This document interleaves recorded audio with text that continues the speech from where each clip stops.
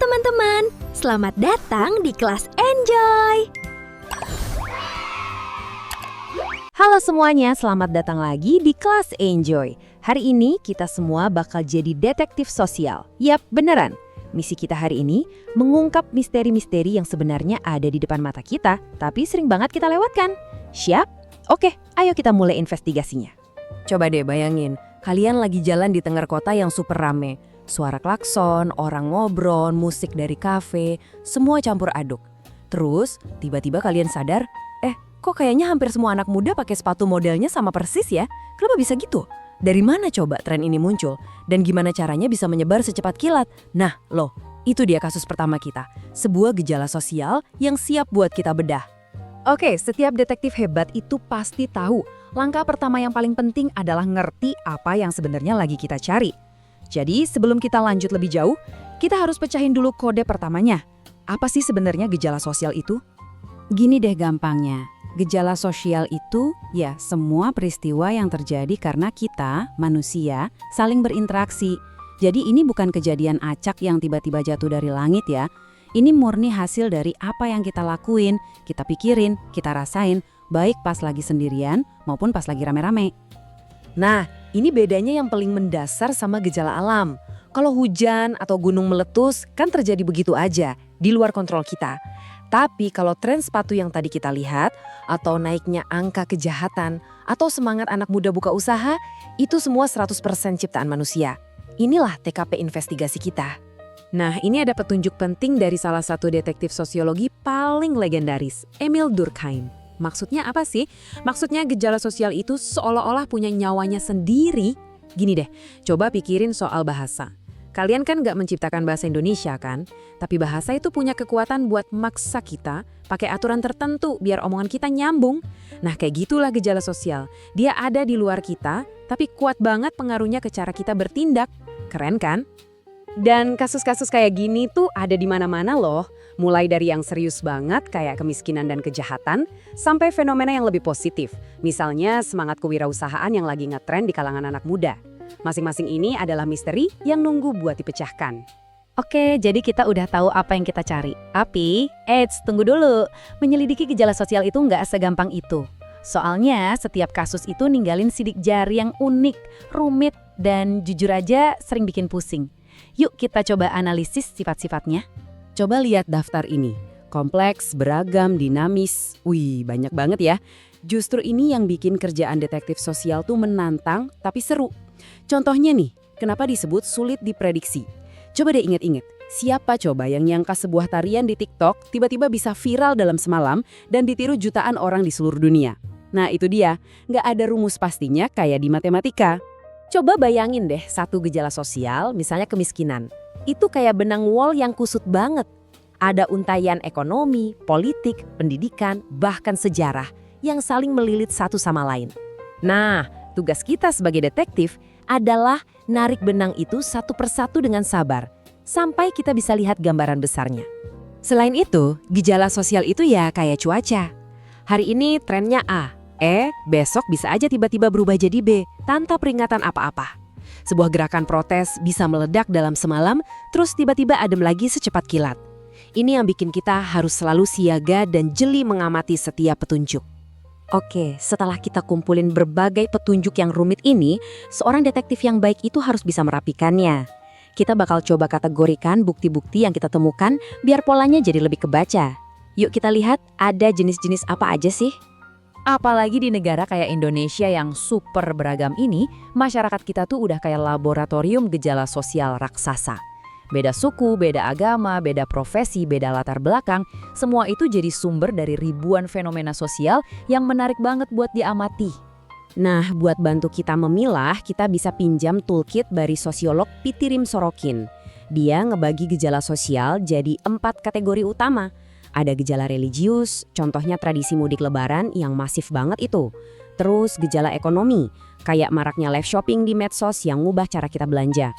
Ada juga gejala politik dan hukum, misalnya munculnya demo besar-besaran menolak sebuah undang-undang. Dengan cara ini, analisis kita jadi lebih rapih dan tajam. Siap-siap, ini dia bagian puncaknya. Disinilah kita bakal menghubungkan satu petunjuk kecil dengan sebuah gambaran yang super besar. kita bakal lihat gimana satu tindakan kecil dari satu orang, gaungnya bisa sampai ke skala yang luar biasa luas. Perhatiin baik-baik ya. Semuanya bisa berawal dari satu orang yang mutusin buat buka usaha kecil dari rumah. Lalu kita mundur sedikit, kita lihat aksinya itu ternyata menginspirasi tetangga-tetangganya. Kita mundur lagi, komunitas di lingkungannya mulai tumbuh. Dan kita terus mundur sampai akhirnya kita bisa lihat dampaknya ke perekonomian satu negara. Wow, satu aksi kecil bisa jadi dampak raksasa. Jadi, intinya tuh di sini. Kita bisa menganalisis gejala sosial dari 3 tingkatan yang beda. Di level mikro, itu interaksi kita sehari-hari, antar individu. Level meso, itu skala komunitas atau organisasi. Dan level makro, yang paling gede skala negara atau bahkan dunia. Dan yang paling penting, ketiganya ini saling nyambung. Selamat, investigasi kita selesai. Kalian sekarang bukan cuma tahu apa itu gejala sosial, tapi juga paham karakteristiknya yang rumit, jenis-jenisnya, sampai cara melihatnya dari skala kecil hingga besar. Resmi deh, kalian sekarang punya toolkit dasar seorang detektif sosial. Nah, sekarang giliran kalian. Coba deh lihat sekeliling kalian dengan kacamata baru. Kacamata seorang detektif. Kenapa sih teman-teman kalian suka banget nongkrong di satu kafe tertentu? Kenapa tren beli baju bekas atau thrifting lagi naik daun banget? Atau fenomena quiet quitting yang lagi viral itu apa sebenarnya? Jadi, gejala sosial apa yang bikin kalian penasaran dan bakal kalian selidiki hari ini? Sampai ketemu di investigasi kelas Enjoy berikutnya.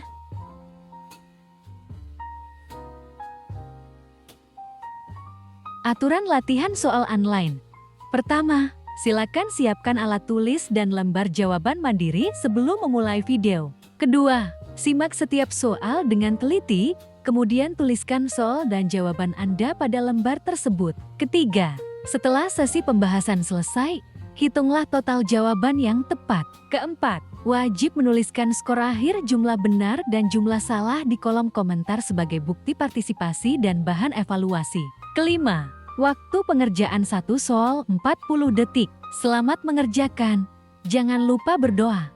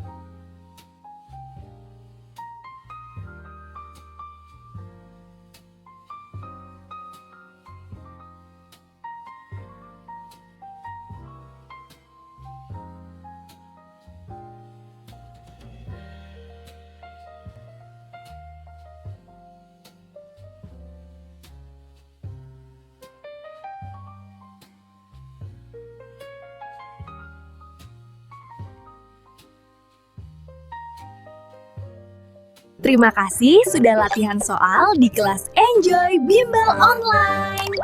Jangan lupa subscribe channel ini